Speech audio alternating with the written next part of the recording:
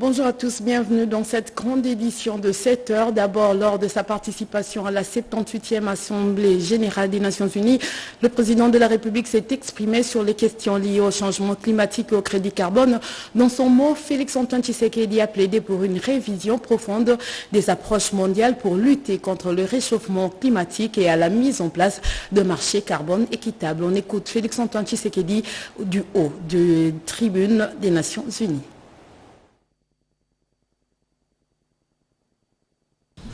Monsieur le Président, le multilatéralisme et le respect d'un système mondial fondé sur des règles ont soutenu la paix, la sécurité, la santé et la prospérité dans de vastes parties du monde depuis 78 ans.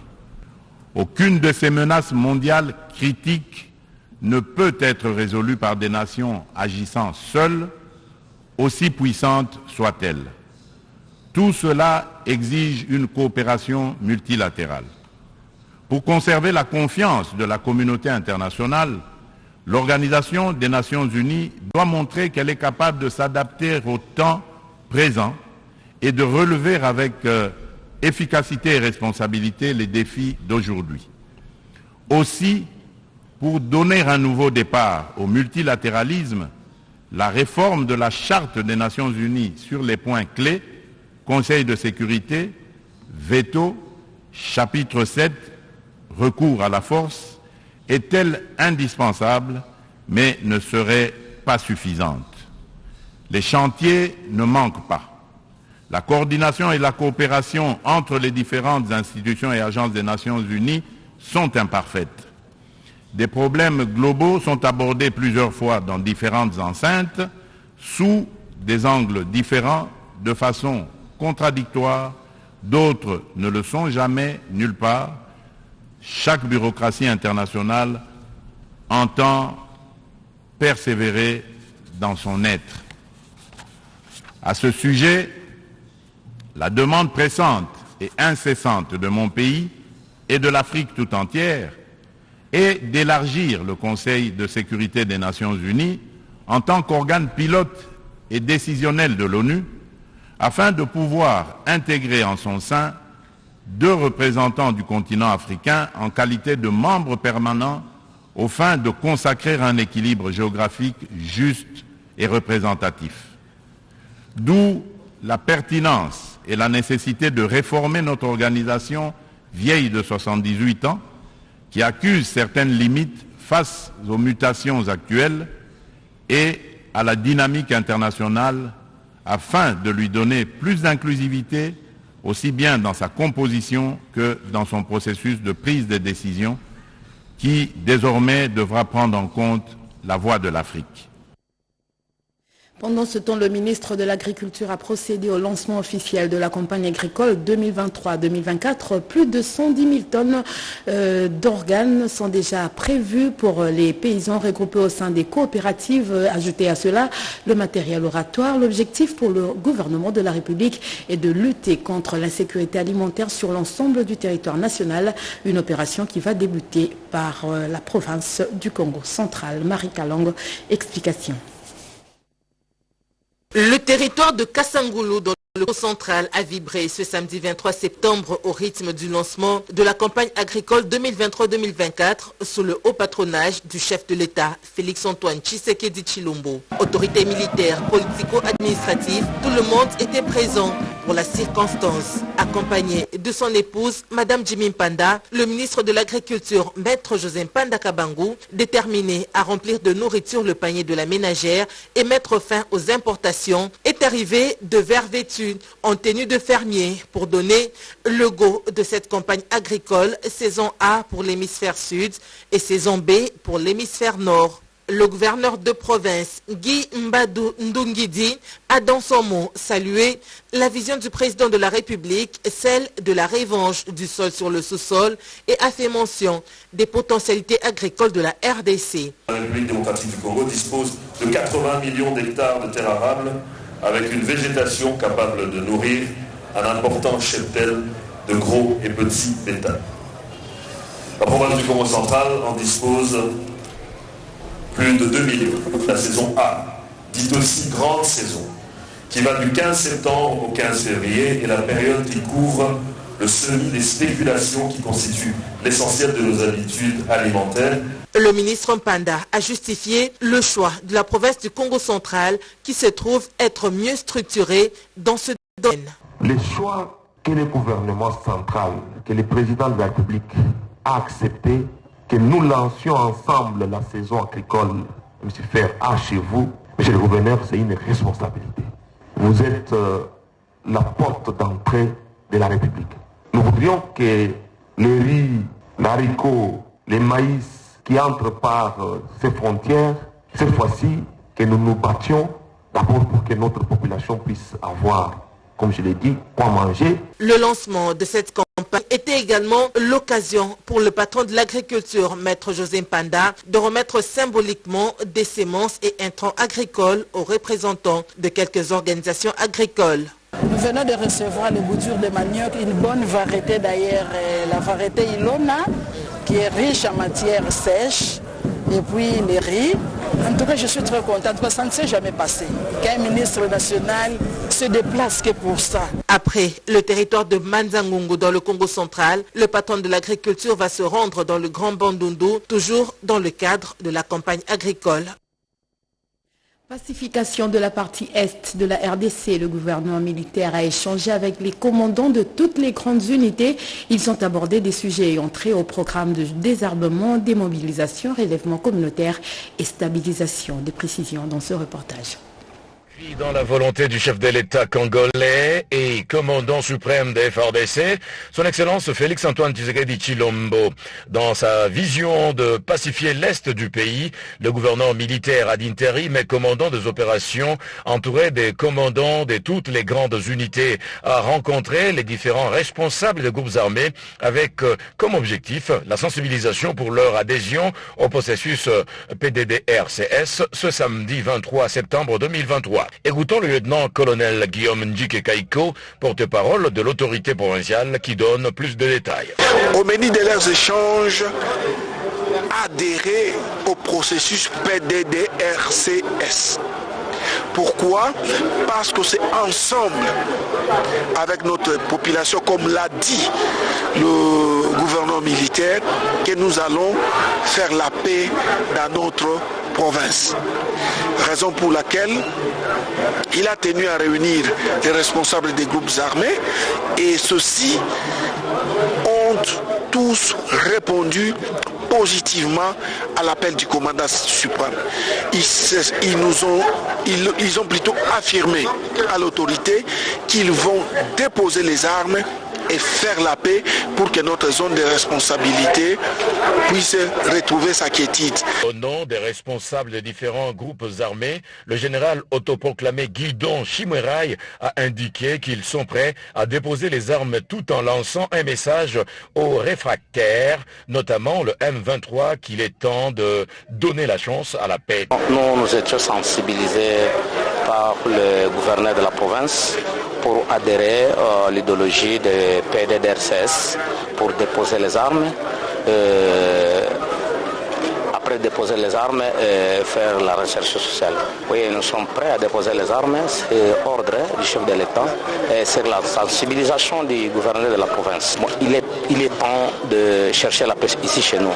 Si les M23 sont réellement les Congolais qui déposent les armes et qu'ils entrent dans le processus de cesser le feu ou de déposer les armes sur l'appel du chef de l'État. Cette rencontre s'est tenue à Mubambiro, non loin de la cité de Saké, en territoire de Massissi, quelques jours après le redéploiement de l'armée royaliste à Mouchaki. Autre chose, un monde où les sourds peuvent partout s'exprimer en langue de signes. C'est le thème de la Journée internationale de langue de signes. En marge de cette journée qui coïncide avec le lancement des activités de la Semaine des sourds, l'Association des sourds du Congo a organisé une activité pour promouvoir et vulgariser la langue des signes. La langue des signes, toujours elle, encore elle, à la date du 23 septembre de chaque année. La communauté internationale a opté ainsi pour thème en 2023, un monde où les sourds partout peuvent s'exprimer en langue des signes. C'est pour sensibiliser le grand public et pour vulgariser promouvoir et reconnaître en même temps cette autre manière de communiquer des sourds et malentendants entre eux et avec les entendants l'ayant apprise. Cette célébration de la Journée internationale des langues des signes a coïncidé avec le lancement des activités de la Semaine internationale des sourds. À Kinshasa, la communauté des sourds du Congo a organisé un jury spécial de défense des interprètes et formateurs sourds ayant suivi la formation en langue des signes pendant 6 mois. La sourdité n'exclut pas le Saint-Esprit d'agir dans la vie d'une personne.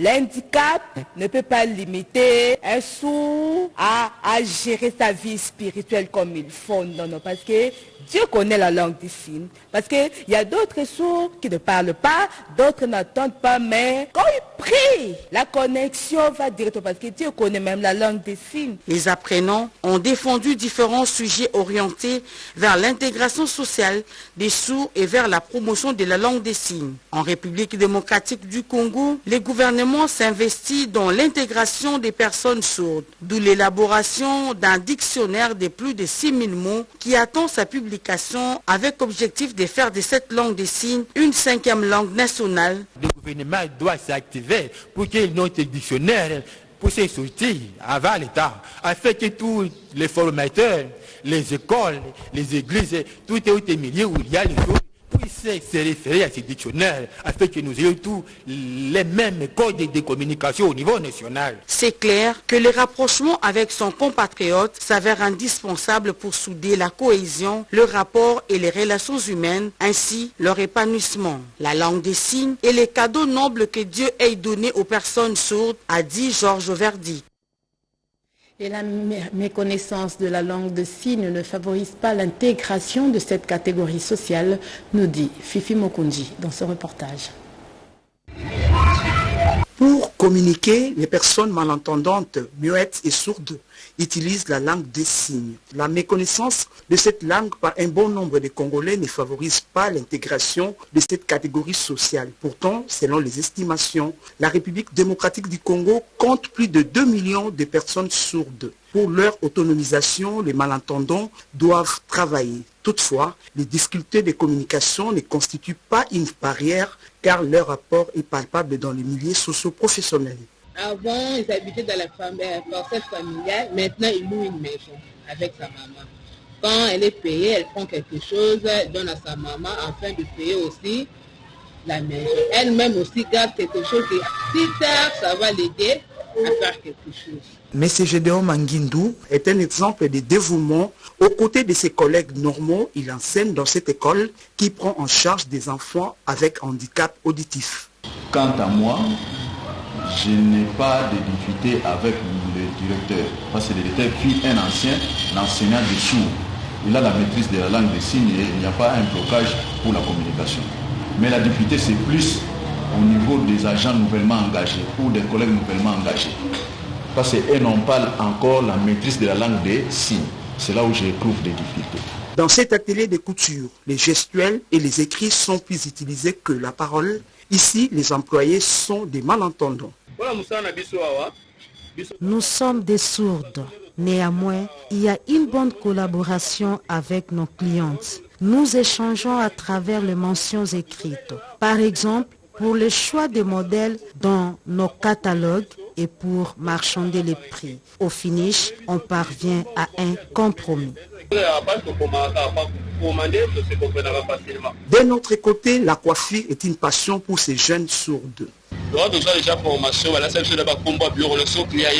En 6 mois de formation, je me suis adapté. Je confectionne des perruques et sacs d'âme en tissu.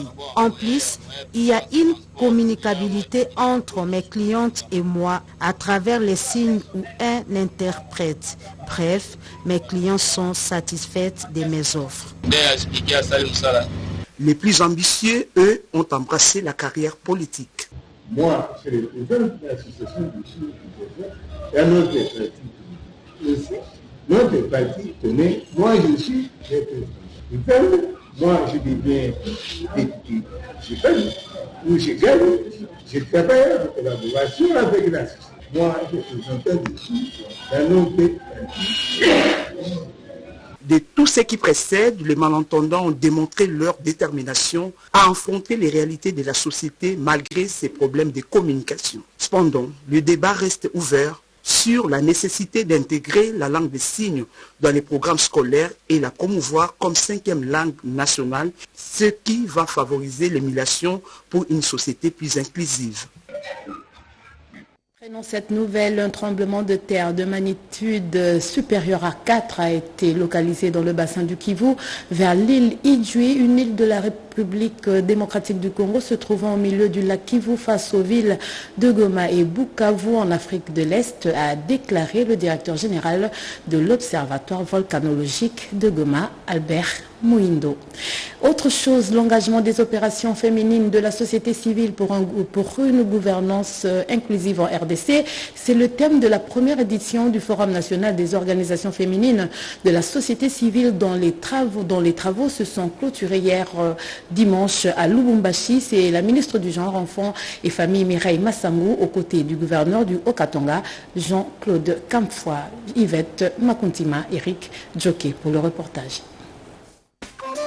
Les discussions ont tourné autour d'un thème central qui s'articule sur la protection et promotion des droits de la femme. À la clôture de la première édition du Forum national des organisations féminines de la société civile organisée à Lubumbashi, province du Haut-Katanga, la ministre du Genre, Enfants et Famille, Mireille Massango Bibi Mouloko, a souligné la nécessité d'accompagner les résolutions prises, et ce, avant de saluer l'implication du chef de l'État, Félix-Antoine Tshisekedi Tshilombo, et du Premier ministre dans la réussite de ces assises. Je voudrais rendre un vibrant hommage au président de la République, chef de l'État, son Excellence Félix-Antoine Tshisekedi Tshilombo, pour sa masculinité positive qui fait de lui un chef de l'État sur qui et avec qui les femmes peuvent désormais compter pour la promotion et la protection de leurs droits. Le vice-gouverneur du Haut-Katanga, Jean-Claude Kamfwa, qui a également suivi avec une attention particulière le déroulement de ces forums, a rassuré l'assistance quant à la disponibilité de la province du Haut-Katanga d'accompagner tous les acteurs du leadership féminin engagés dans ces forums. Au nom des partenaires techniques et financiers, les représentants pays de l'ONU Femmes a soulevé 8 points qui feront l'objet de l'intervention des agences des systèmes des Nations Unies en faveur des organisations féminines de la société civile en RDC. Du côté des organisations féminines de la société civile, la représentante s'est focalisée sur les difficultés matérielles, financières et organisationnelles, que ce soit au niveau national, régional ou international, que rencontrent ces organisations en proposant quelques pistes de solutions. Poursuivons ce journal avec d'intenses travaux d'élargissement de la piste d'atterrissage à l'aéroport de Mbuji-Mayi. Nous sommes là dans la province du Kasaï oriental. Question de répondre aux normes de l'Organisation internationale de l'aviation civile pour que Bipemba devienne un aéroport international. C'est la concrétisation du vaste programme du chef de l'État, Félix-Antoine Tshisekedi, celui de moderniser les installations aéroportuaires en République démocratique du Congo. Blaise Bokokia Sanda. Bimpemba, bientôt un aéroport international en République démocratique du Congo. Outre les travaux de modernisation des installations aéroportuaires qui s'y exécutent actuellement avec la construction de nouveaux tarmacs, d'un centre de sapeurs-pompiers, d'un centre de l'énergie et d'une nouvelle tour de contrôle, il est aussi question de l'élargissement de la piste d'atterrissage qui doit atteindre 3000 mètres pour ainsi répondre aux standards internationaux. C'est la concrétisation de la volonté politique du président de la République, Félix-Antoine Tshisekedi Tshilombo. Les travaux évoluent très bien, comme l'a constaté le commandant de l'aéroport de Bimpemba. Que la population soit confiante. Il y aura une œuvre qui sera laissée et ce sera un cadeau du chef de l'État qui va laisser à cette province. Et comme vous le constatez vous-même, c'est qu'on va pour la première fois amener l'aéroport de Mbuji-Mayi à un niveau international et aux normes requises par l'Organisation de l'aviation civile internationale d'un aéroport. prolongement de la piste en amont comme en aval, il en est aussi question des travaux de construction des ouvrages connexes comme les dallots et autres caniveaux pour l'évacuation des eaux de pluie, car l'eau reste et demeure le premier ennemi de la chaussée. Visiblement, nous étions en face d'un grand chantier qui fera de Bimpemba un grand aéroport à l'instar de tous les autres qu'on connaît à travers le monde. Autre chose, avancée significative, palpable après 3 ans de gratuité dans le secteur de l'enseignement, cela à travers tout le territoire national. Les détails avec Joël Kaembe.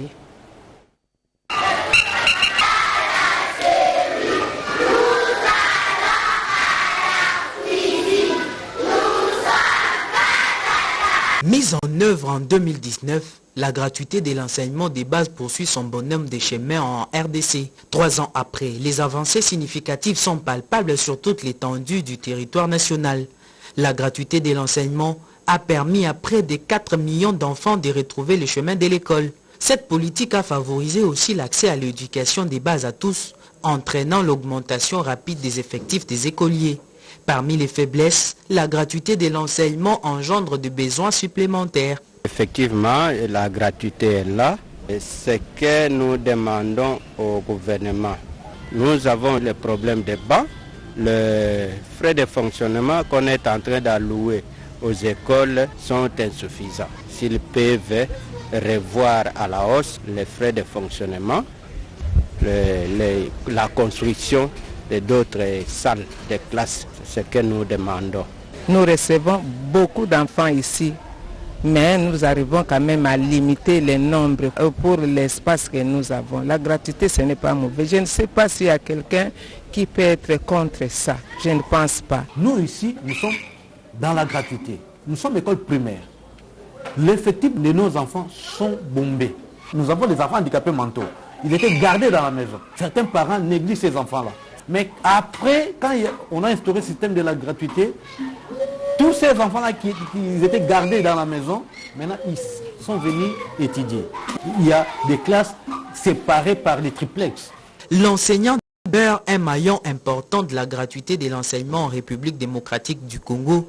La prise en compte de ces besoins est un atout majeur pour réussir les paris de la gratuité avec une formation de qualité pour les élèves. Clôture, conférence nationale de l'audit interne au sein de l'inspection générale des finances, lieu de redevabilité des organisations du secteur privé et public. Les détails avec Iverson Kabobwa. 3 jours de réflexion, d'intenses débats et d'échanges d'expériences autour du fonction de l'audit interne en tant que levier de redevabilité et de performance, et c'est dans les organisations du secteur privé et institutions du secteur public en République démocratique du Congo. À l'issue de ces assises, quelques recommandations ont été formulées dans l'exercice des auditeurs internes. Les différents contrôles effectués par l'inspection générale IGF, à savoir le contrôle a priori, le contrôle concomitant et le contrôle a posteriori, ont été cités en exemple dans les propos d'Émile Kakese, rapporteur d'IA Congo. Quant à l'audit interne en tant qu'outil de redevabilité de l'utilisation des fonds publics, l'orateur a évoqué les principaux points suivants. Les différents contrôles effectués par l'inspection générale des finances, à savoir les contrôles a priori, l'IGF plaide pour l'instauration d'un parquet financier. Alain Serge Loubello, président de cet organe, satisfait des résolutions issues de ces assises et annonce d'autres rencontres du genre. Nous avons également donné la parole à la direction générale des impôts avec les innovations récentes, notamment sur la déclaration récapitulative de l'IPR. C'est des sujets sur lesquels nous, en tant qu'auditeurs internes, nous devons être à jour parce que notre rôle, c'est d'accompagner les organisations qui doivent les appliquer au jour le jour. De par sa définition, l'audit interne est une activité indépendante et objective qui donne à une organisation une assurance sur le degré de maîtrise de ses opérations par une approche systématique et méthodique de contrôle et de gouvernement d'entreprise à travers des propositions pour renforcer leur efficacité. Et pour terminer ce journal, à quelques mois de la fin du quinquennat du président Félix-Antoine Tshisekedi et l'organisation des élections générales, les habitants du quartier Kanluka, nous sommes là dans la commune de Nyalema, félicitent le chef de l'État pour ses réalisations accomplies dans leur contrée. Le cadre du MSC, au nom des habitants du quartier Kanluka, a renouvelé leur confiance au chef de l'État. Marie-Louise Bella, reportage. Le quartier Kanluka subit la métamorphose de ses traits architecturaux grâce à la construction d'un pont jeté sur la grande avenue Mayenge qui relie les communes de Kintambo à celle de Selembao. Les travaux de lutte contre les érosions sur la grande avenue Kiavu. Autre réalisation dans cette contrée de la capitale, la construction de la clôture du cimetière de Kintambo, aussi bien la clôture des parcelles environnantes du grand pont de Kanluka. Sortis de cette situation d'enclavement, les habitants de Kanluka ont exprimer leur reconnaissance au chef de l'État, Félix-Antoine Tshisekedi Tshilombo, qui a personnellement diligenté ses travaux après avoir reçu les plaidoyers de ses habitants auprès de l'honorable Laurent Batumona. Le pont qui vient d'être érigé ici, c'est Fachi qui a fait tout que l'œuvre soit accomplie. Tout ce que nous voyons, ce sont des actes concrets. Nous, au Kanluka, nous venons de bénéficier le pont, la clôture du cimetière, et la route. Voilà ce qu'on peut dire que Fachi est en train de travailler. Il vient de laisser un acte qu'aucun président qui est passé au Congo et qui a fait tout ceci. Seulement Fachi Béton. C'est pour ça que nous l'acclamons. Et au niveau de Kanluka, nous sommes en train de faire tout pour qu'il soit élu massivement. Ses fils du terroir, Daniel Mbouya Mukiewa, du MSC, parti politique cher à Laurent Batumona, confiant quant à la résolution des problèmes sociaux de base, a au nom de la population de Kanluka remercié le chef de l'État et a sollicité de l'OVD de la reprise des autres travaux. Et voilà, ce journal est complètement fini. Merci à vous tous de l'avoir suivi. Merci à Patrick Bapuila et Jonathan Mumbalama qui a été à la réalisation et à la partie technique. Il y avait José Dimonekene, Gabi Konga, Papi Mvouelea et Alain Tsodi. À la coordination, c'était Bobette et Yenga. Et vous retrouverez tout à l'heure à 13h30 Tétis Samba. Bon titre de programme sur votre chaîne, la radio-télévision nationale congolaise. Au revoir.